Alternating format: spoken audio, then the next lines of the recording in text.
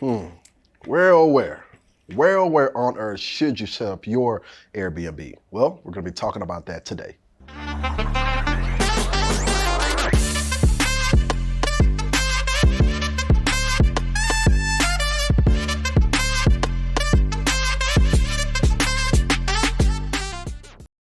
All right, so one of the top questions that we always get within the short-term rental space is, where do I set up my Airbnb? What's the best location to set up my Airbnb? So in this video, I can't tell you like exactly which locations to go to, but I am, however, going to be telling you what the best location, the attributes that the best locations do have. So of course, the most important thing, location. Location, location, location. Matter of fact, the success of your short-term rental business, one of the biggest determining factors is the location of that particular property. So, I mean, of course, Aristotle probably didn't say this, but he's a smart guy. And I'm just gonna assume that you're smart too. And so you understand the concept, the value of identifying the right location for your short-term rental business. Number one, seasonality. And this is one of the things that you definitely want to keep in mind when it comes to picking the right location. While you may be tempted to run a short-term rental play in a vacation area, be sure to factor in fluctuating occupancy. Metropolitan areas, on the other hand, tend to have year-round appeal because they serve a greater number of clients who come no matter what the weather. Now, understand, this is a really, really good point, because a lot of folks tend to want to gravitate to a lot of vacation markets, the mountaintop markets, and those are great markets to be in. And actually, we are going to get properties in those markets.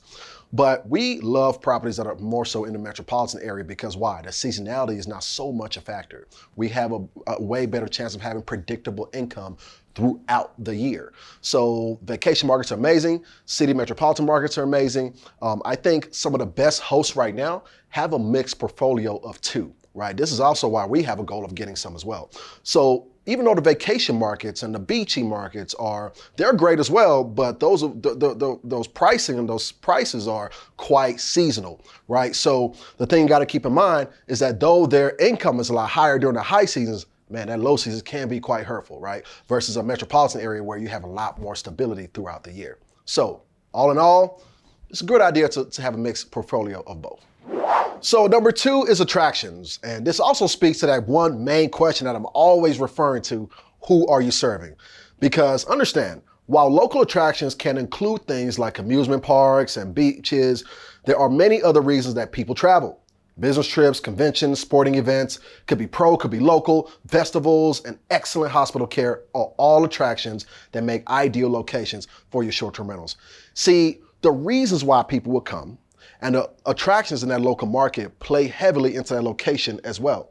Don't discount, like, you have your sports team. You have reasons like, sports teams, so you could get a location that's close to the arena.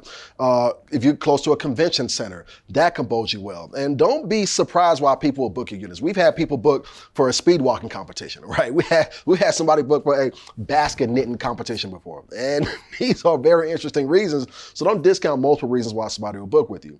Other reasons can include, of course, medical reasons. If you're close to a business sector, for business travelers, right? If you are in an area where a lot of families travel to. So a lot of different avatars, right? But a lot of them are also contingent on your location as well. Number three is running comps. Yes, you do have to run comps for these. Just like you would run comps in a traditional real estate sense, you have to run comps on the short-term rental side as well. Pay sites like Airbnb can gather pricing data for short-term rentals in specific markets across all OTAs. You can also do free research by going to these sites yourself and looking at other listings within a mile. So ask yourself as you're running these comps, is this listing well put together? You want to look at the actual listing description themselves on Airbnb or whatever OTA you're looking at. How well is this listing put together? Are they actually using bullet points? Are they way too wordy? Do they have professional photography? Are their prices fluctuating? Or are they stagnant? Like, these are questions that you want to be asking as you're looking to run comps. And just like if you, say you were to do a flip, for example, if you were to do a flip comp, you say, okay, they have granite countertops. I want to have granite countertops, right? To make sure I get that value. While on the short-term rental side, if you want that property to produce an income that you want, my recommendation is to do this. Go on Airbnb or even go on Airbnb and look at some of the listings that are goals. Like some of the listings that you're like, man, this is a dope listing. They got reviews, they're booked, and they're somewhat comparable to yours. You'll be able to find these listings on Airbnb.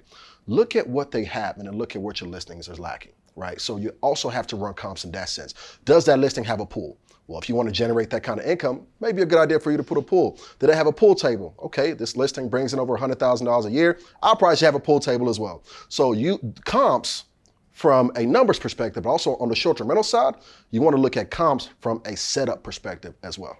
Number 4, rents versus income. And this is speaking more towards ownership, right? In order to protect yourself against possible regulations, be sure that the numbers work so that you could convert your properties into an LTR if necessary. Cross-reference cost of rents versus income in your market in order to ensure that you can still be profitable no matter what actions local government may take. And this is a very important point. We like to reference this point in multiple videos as well, because at the end of the day, you make your money when you buy. When you're purchasing these properties, you want to make sure that from a long-term rental perspective, they will still cash flow. They will still keep you in the green. And of course, that'll make the short-term rental income that much greater, right? So we look at short-term rental income, we don't even consider it. We don't even consider when we're purchasing. That's almost like icing on the cake. Rather, massive icing on the cake, but still look at it as icing on the cake nonetheless, and look at the long-term rental numbers as the main cake, right? If that makes sense. Lastly, something I want to touch on is the question, what if there's no data or not enough data? With the pandemic and inflation in recent years, market occupancy and pricing data can be skewed and unreliable. This, combined with the relatively young age in the short-term rental industry, can make it hard to find good numbers. That's true. If all else fails, just make sure that the numbers are trending up rather than failing. And I'm gonna give you an example of that. Let's look at May of 2022 in comparison to May of 2021. And I'm gonna look at the Houston market because that's one of the biggest markets that I play in right now. So in Houston, the number of short-term rentals increased by a staggering amount, like about over 50% increase in terms of income brought in between that year. But the number of short-term rental actual listings that came up was less than 50%, was about 30%. So when you cross-reference those numbers, that pretty much is a thriving market. Then we actually looked at Dallas, and we compared those same metrics in Dallas between May 2022 and May 2021. We found that those percentages between the increased number of short-term rental income versus the increased number of listings actually were on par. So that means we like to consider those a more stable market. Then we looked at other markets like Galveston that was heavily trending during the pandemic, but as things opened up outside, is now becoming a more declining market. When you cross-reference the increase of income versus the number of listings that came up in that market, that was more so declining. So at very, very minimum, you want to make sure that at least your market is trending up or stabilized. So appreciate you tapping in with us, and we talked about a lot of great attributes to identifying the ideal location for your short-term rentals. If you saw value in this, go ahead and tap in and like this video. Please subscribe to the channel, and as always, do yourself a favor and check out the next video.